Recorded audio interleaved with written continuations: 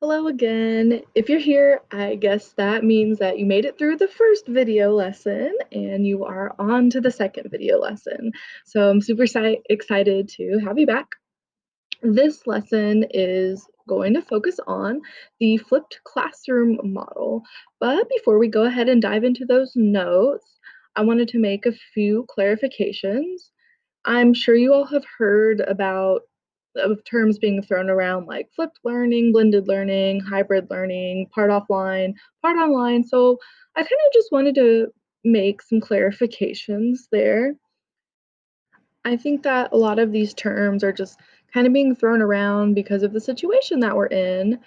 And to just give you a little bit of background information on that, there are three big models that go into what are called a personalized learning classroom. And if you've gone through the Google certified educator training, they have a whole bunch of information on that. Because with the rise of Chromebooks and a lot of classrooms going one-to-one, we brought about something called personalized learning classrooms, or different ways you can differentiate your lessons. The three big ones are the flipped classroom model, the blended learning model, and then project-based learning. And we're talking about the flipped classroom model. And to me, when somebody's talking about blended learning in a K through 12 setting, you're still expecting the students to be in class, all 5 days a week. And it's referring to like a mix of class activities that are part on your device and part off your device. And so that's where what we're talking about when we say blended learning. Now in college, it's a little different because I took a blended learning class and we only went to class for one day, but the next day we had to watch an online lecture and read the book. So however, for K through 12, it's just like the kids are still coming to class 5 days a week. It's just that their class activities are online and offline. However, as we navigate this new situation that we find ourselves in, we could have some possibilities of just being back to remote learning or having a schedule where the kids are only coming for 1 or 2 days a week or half days or however it is. The main point is that our class time is going to be limited. And so that's why we're going to focus on the flipped learning model. So if y'all are ready, we're going to go ahead and dive into those notes. All right, everyone, welcome back. Today we are going to talk about the flipped classroom model. Now, for this section, the biggest question that we want to answer is how can we maximize our physical face time with our students and also determine what is most appropriate for online work? Now, as I pointed out earlier, there might be some sort of combination between remote learning and face-to-face time. We just don't know yet. However, it could be that we have very limited face time with our students, whether that's the way the schedule is or just if we're going to have our students kind of start transferring back into school from remote learning. We don't know. But the other good thing about the flipped classroom model is it can be applied to a normal traditional class schedule where your kids are in class 5 days a week. Okay, since class time will be limited, it's important to make every minute count. We will need to find a good balance between assignments that students will complete online at home and assignments that students will come together in class to complete. And so that's another reason why I think that the flipped learning model will work really well with this. The flipped classroom model is perfect because of the limited amount of time we will have with students, and also with COVID concerns, it will be hard to continue with a traditional classroom model. And motivation will be built in by using class time to help students apply their learning, whether that be through projects or having our students create something using what they've learned, and then also reflections. So that brings us to the next little part of our lesson. What is the flipped classroom model? Well, the flipped classroom model is the opposite of a traditional classroom model where students complete homework assignments at home and then they come to the class ready to receive content. Well, with the flipped model, we are flipping that. So instead, our students are receiving the content at home and then they come to class to apply their knowledge. And with this being said, I think that the idea will be to get students excited about coming to class by putting their lectures and lessons or like other homework assignments online, like things that they can be doing at home, and then relating those to some type of project or something that they're working on that they come to class to complete. And that way, the students know that they're going to need to complete their work at home because they're going to need to use it in order to participate in class. And this can take a little while, but as you start to implement it, students do catch on. And in those videos that you will watch to go along with this section, they'll explain that really nicely for what to do for students who aren't quite getting it at first. All right, how to apply the flipped classroom model. For this section, I want to introduce to you some of my ideas for how to create and structure lessons that are going to fit into both online and classroom learning. I don't want you to think of this as just, oh, like, I have to like 100% dive into flipped classroom. With the way things are now, I just really like this model because I think it gives us an adaptable approach. So that way, if we're doing more online, we can do more online stuff, or if we're doing more classroom stuff, we can do more classwork, but we're still kind of using some of these ideas. So I think it fits in really nicely with that. Because, like I said before, if we were doing our whole 5 days a week, kids were coming to class, you could still do the flipped classroom model with that. Now, you probably have seen the terms synchronous and asynchronous learning.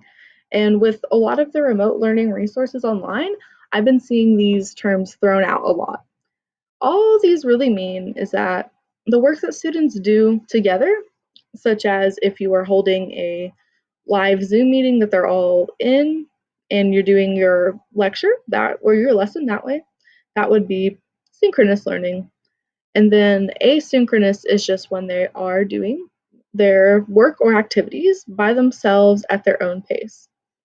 Since class time is limited, the best way to go would be to provide our lectures and assignments online, and then you use our class time for discussions and to answer student questions about the lessons and to go over assignments and to do activities that let the students apply what they're learning. So this will be the major aspect of class time, is to get those students applying what they are learning.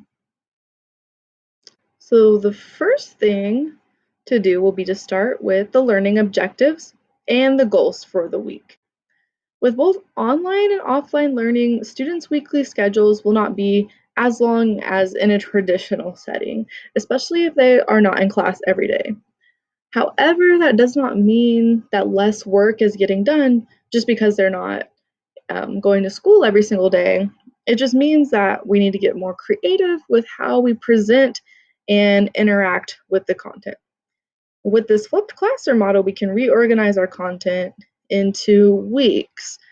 That would mean, like, we would have, if you were using Google Classroom as your learning management system or your online platform, that would mean having like week 1, week 2, week 3. That way the work is more like broken up into something manageable for either remote learning or if we're going to have that limited class time. So this will help keep our students on track and make our lesson planning a little bit easier. Now, one way we can do this is by turning our learning objectives into questions that students can answer. I believe that learning begins with questions, and this will also help you to come up with some creative ways for students to interact with and apply the content, therefore answering those questions. For example, I have this little piece right here that came from one of my teacher's lesson plans. And right here is the statement of those learning objections.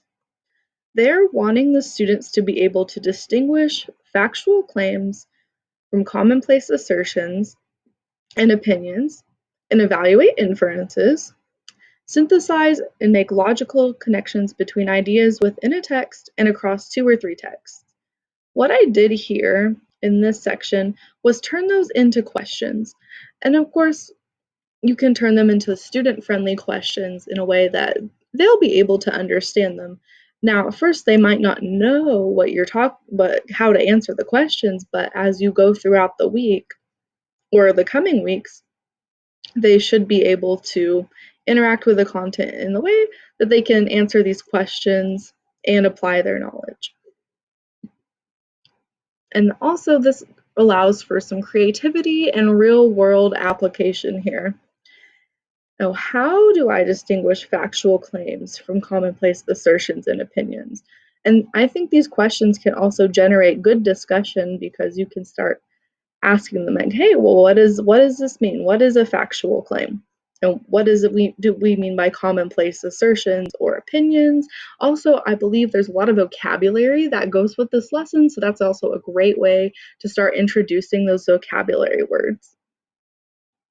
Especially here at number 3, how do I combine ideas from what I read and make connections within and between other readings? Now, I think this one is where we can get creative. So just think about it. With some of the things going on in the news today, they might be controversial. I mean, they are very controversial, but our kids are taking all this in. You know, they read about this stuff on Facebook, they watch countless YouTube videos, and I mean, this can be a great way for us to educate them on some of those sources that they might be seeing and they are just whether or not they are actually making factual claims or they're just stating opinions. And then also evaluating ideas from different sources with things that the students are already interacting with. Or another great way would be, so we're going to add in that motivational piece, like what things are you reading on a daily basis? Like what kind of videos are you watching? What are you all interested in? And then just kind of go from there. Now that these are questions, you can create meaningful class discussions and projects. It just takes a little bit of thinking outside the box and adding in some creativity. But that's also where your tech coach can come in too, if you are needing assistance.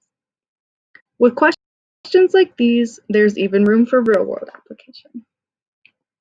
All right, how will students answer these questions? Students will need to have completed one video lesson before coming to class to talk about the questions. That way, they're going to have some prior knowledge about the class activity, or they need to get the knowledge on their own at home first, and then they come to class to do activities or work on projects to apply their knowledge. And the lesson doesn't have to necessarily be a video. Pear Deck is really good with this, and we'll talk more about that in our tech portion of the lesson, but it can be just any kind of online lesson, or even if that is a Zoom meet or your weekly Zoom meeting. It's just generally we think of video lessons for the flipped model, but it can be any kind of lesson. And then use class time for discussion and completing activities related to answering the questions. Lastly, we have that reflection and evaluation part. Now, this is a very important part right here because this is how your kids are going to be thinking about and solidifying their knowledge of what they're learning, and then also for you to see their progress and be able to know if your students are understanding the content the way that you need them to be. Towards the end of the week, students will need to have a reflection assignment and an evaluation. If we're thinking about each lesson as, week 1, week 2, week 3, even if that means breaking up longer units in order to make it into a more flexible, workable schedule, they'll still need to you'll still need to add in those formative assessments, that evaluation part. But building in that reflection is going to be so important, especially for motivation. And this way, the teacher can check and understand to make sure that the students are learning what they need to learn. And reflection is very important because it's going to help the students solidify their learning. In conclusion, what you do with your class time is going to be very important, especially since it is limited. And I know I keep saying it, but we don't really know what the fall is going to look like. But it is very important to remember our class time is important. Since kids will be doing some work online at home, it's very important to consider what work will be done online and then what work will be done in class. And I say this because if our kids are spending time at home working on asynchronous assignments, or they're going to be mostly by themselves, maybe they do have their siblings or their parents or whatever their home situation is, we don't know. But when they come to class, they sure are not going to want to sit down and be quiet and work on independent activities. Like, they're going to want to engage, they're going to want to talk to their friends, like, and they're going to want to see you, like, they're going to want to interact with their teacher. So having those built-in activities or projects like already ready to go is going to help so much, and it'll help engage your students. If students are forced to come to class and quietly work after completing online work at home by themselves, I feel like they're going to be bored and unmotivated. They need to be able to interact with their peers in a way that gets them involved in the learning and looking forward to coming to class. We are back in the classroom now, and that was it on the notes for the flipped classroom lesson. So here's the last activity, and it's going to be explaining how you can apply the flipped classroom on this flip grid. Pretty much what you'll be doing is you're going to take what you've learned from the lesson and also from the videos that you watched and just record a short video response by coming here to the flip grid, and then you're going to log in with your Google account.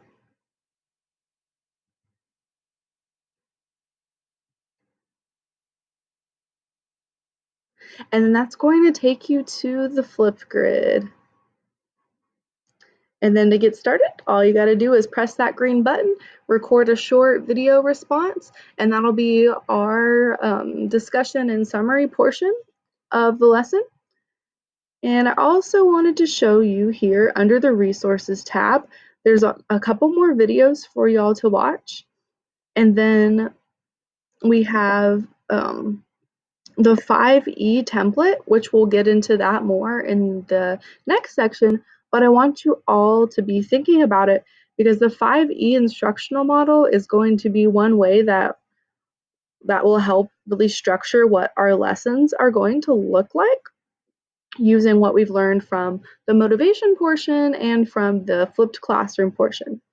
They have the whole model up here. However, she also has some really awesome videos over each section that explain the model really well. So I encourage you all to watch those videos. And I will see you all in the next lesson where we will start diving into our tech tools for remote learning. I hope you enjoyed it. And as always, if you have any questions or comments, please leave those in the comment section for the lesson. Thank you all and have a great rest of your day.